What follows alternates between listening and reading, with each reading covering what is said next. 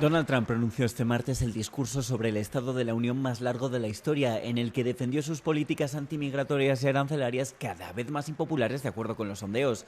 La encuestadora Gallup dejó de publicar sus encuestas presidenciales por primera vez desde hace 88 años, después de que Trump registrase unos índices pésimos según los votantes. El presidente teme que los republicanos pierdan el control del Congreso en las elecciones de mitad de mandato del próximo noviembre. Very unfortunate ruling. But the good news is that almost all countries and corporations want to keep the deal that they already made, right, Scott? Knowing that the legal power that I, as president, have to make a new deal could be far worse for them, and therefore they will continue to work along the same successful path that we had negotiated before the Supreme Court's unfortunate involvement. Trump también atacó a sus oponentes demócratas que en ocasiones le interrumpieron durante el discurso e hicieron un evento paralelo. Al hablar de política exterior, el presidente elogió la incursión paramilitar que derrocó al presidente Maduro en Venezuela y analizó los ataques aéreos estadounidenses contra las capacidades nucleares de Irán. My preference is to solve this problem through diplomacy. But one thing is certain, I will never allow the world's #1 sponsor of terror, which they are by far, to have a nuclear weapon. Can't let that happen. Trump intentó apelar a los sentimientos patrióticos de los demócratas y también presentó una serie de invitados sorpresa, entre los que se encontraban atletas olímpicos o antiguos presos políticos liberados en Venezuela.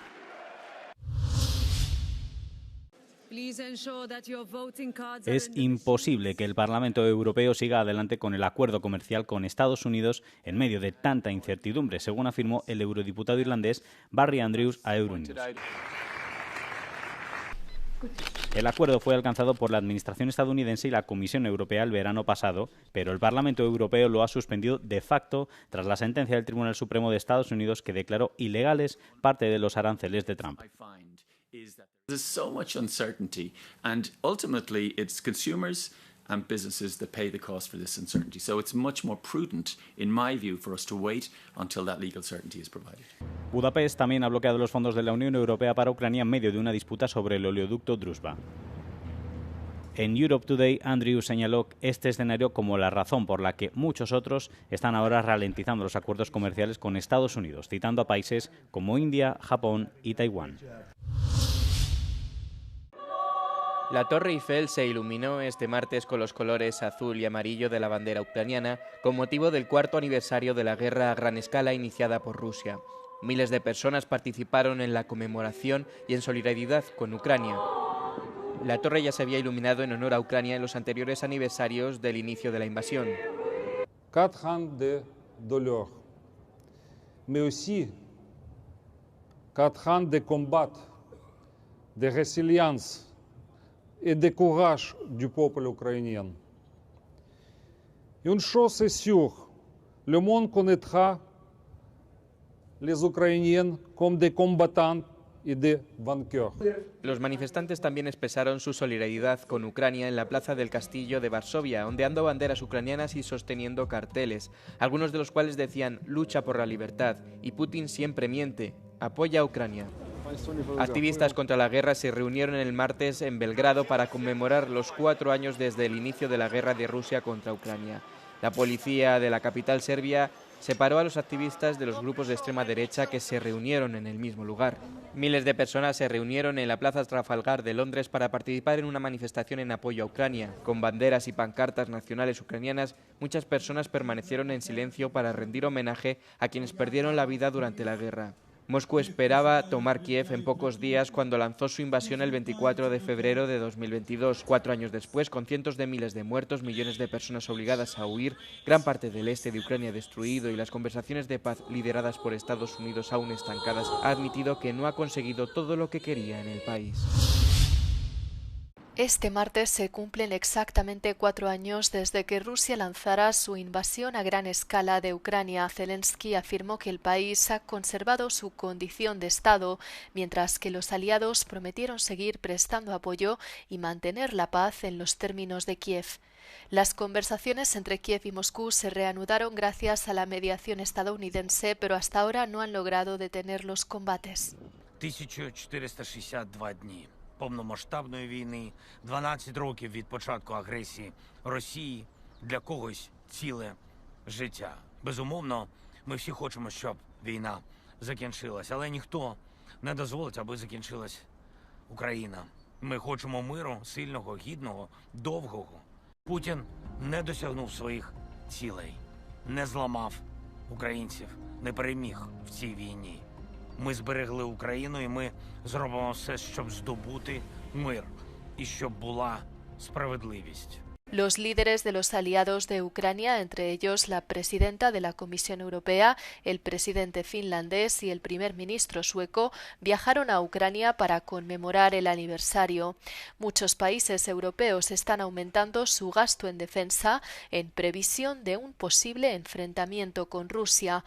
En los últimos años, Moscú ha amenazado a menudo a Europa, al tiempo que se ha negado a llegar a un acuerdo sobre su invasión de Ucrania.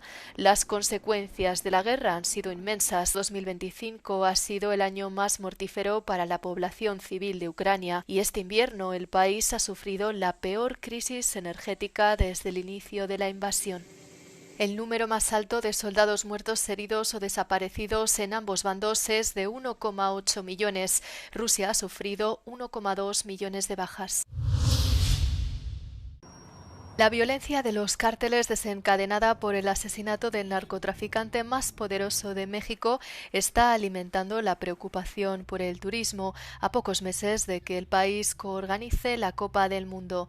La tienda familiar de María Dolores Aguirre, situada en las montañas del estado de Jalisco, ha vivido del turismo.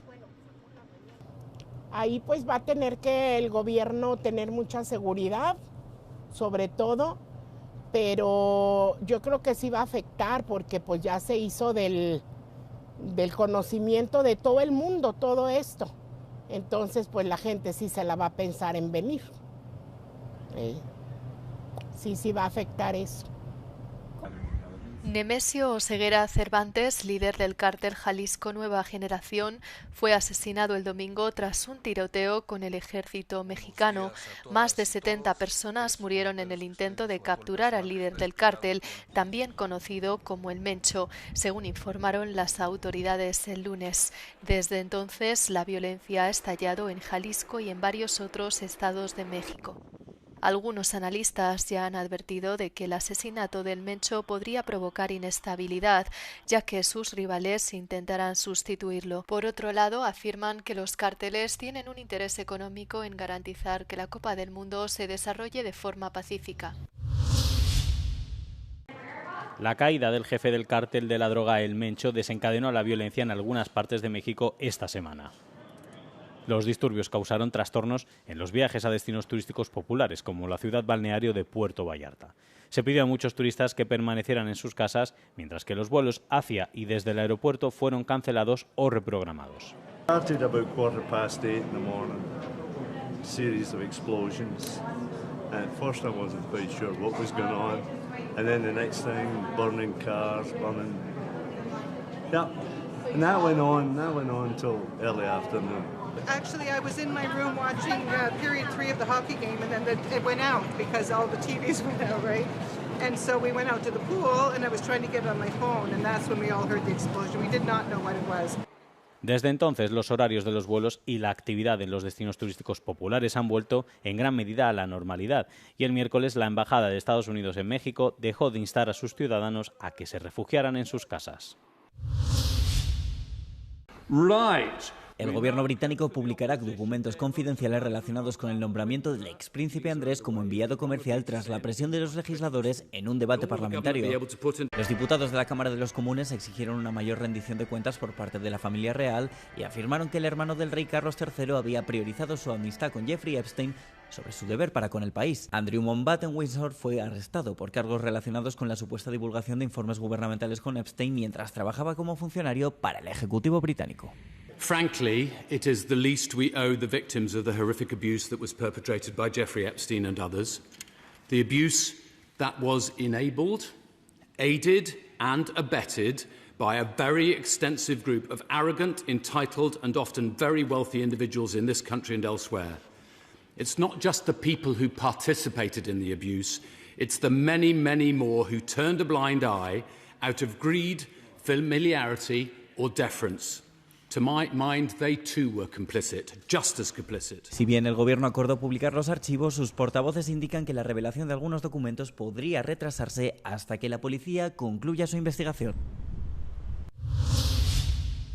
El presidente francés Emmanuel Macron aceptó la dimisión de Laurence Descartes de su cargo como directora del Museo del Louvre tras meses de controversia. Descartes fue objeto de duras críticas después de que el emblemático museo sufriera un sorprendente, vergonzoso y atrevido robo a plena luz del día en octubre.